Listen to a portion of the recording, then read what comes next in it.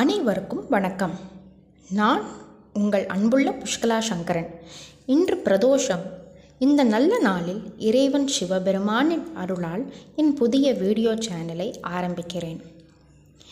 இந்த சேனலில் நான் பல பயனுள்ள விஷயங்களை பகிரப்போகிறேன்.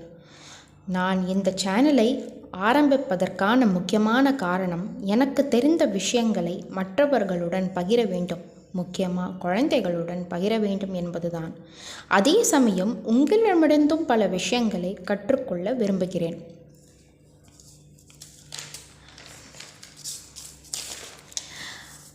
பிரதோஷம் என்றால் என்ன? இது அனைவருக்கும் முக்கியமாக பெரியவங்களுக்கு தெரிந்த விஷயம். ஆனால் எல்லா குழந்தைகளுக்கும் பகிர வேண்டும் என்று ஆசைப்படுகிறேன். ஒரு மாதத்தில் 2 முறை பிரதோஷம் வரும். அமாவாசைக்கு முன் வரும் திரியோதசி நாளிலும் பௌர்ணமிக்கு முன் வரும் திரியோதசி நாளிலும் பிரதோஷம் அனுஷ்டிக்கப்படுகிறது. இந்த நேரம் பொதுவாக மாலை சூரியன் மறையும் நேரத்திற்கு அருகில் இருக்கும். அந்த நேரத்தில் சிவபெருமானையும் நந்தியும் வழிபட்டால் மிகவும் நல்லது என்று நம்பப்படுகிறது. பிரதோஷ பூஜை காலை செய்யாமல் ஏன் மாலை நேரத்தில் செய்யப்படுகிறது? புராணங்களின் அந்த மாலை நேரமான 4 to 6 மணிதான் சிவபெருமான் நந்தியின் மீது ஆனந்த தாண்டவம் ஆடியதாக கூறப்படுகிறது. இதற்கு 2வது கதையும் புராணங்களில் உள்ளது. தேவர்கள் பார்க்கடலை கடைந்தபோது ஏற்பட்ட விஷத்தை சிவபெருமான் அருந்தி உலகத்தை காப்பாற்றினார். அந்த நிகழ்வை நினைவு கூறும் விதமாக பிரதோஷ காலத்தில் சிவபெருமானை எல்லா கோவில்களில் பிரதோஷ நேரங்களில் சிறப்பு அபிஷேகமும் மற்றும் பூஜை நந்திக்கு ஏற்படுகிறது.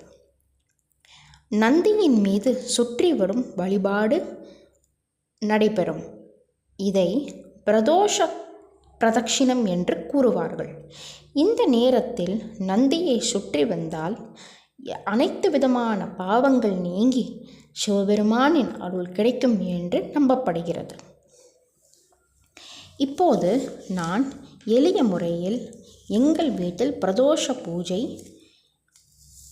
ஒவ்வொரு தரையும் செய்வேன். நான் எப்படி செய்வேன் தெரியுமா? முதலில் ரொம்ப எளிய முறையில் செய்வேன்.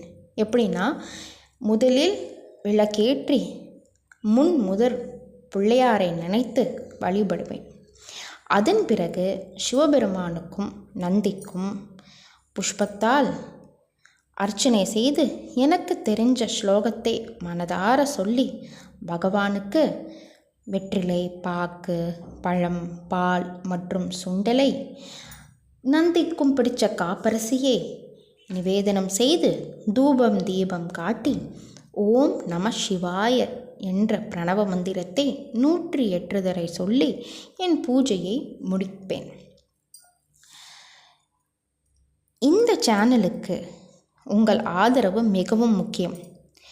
இந்த வீடியோ உங்களுக்கு பிடித்திருந்தால் லைக் செய்யுங்கள், உங்கள் நண்பர்களுடன் ஷேர் செய்யுங்கள் மற்றும் சேனலை சப்ஸ்கிரைப் செய்து சப்போர்ட் செய்யுங்கள். இது என் முதல் வீடியோ என்பதால் உங்கள் கருத்துகளையும் சொல்லுங்கள். அடுத்த வீடியோகளில் இன்னும் நல்ல கண்டென்ட் கொண்டு வர முயற்சி செய்கிறேன். அனைவரும் உடல் ஆரோக்கியத்தோடும் செல்வ செழிப்போடும் வாழ கடவுளை பிரார்த்திக்கிறேன். நன்றி. மீண்டும் சந்திப்போம்.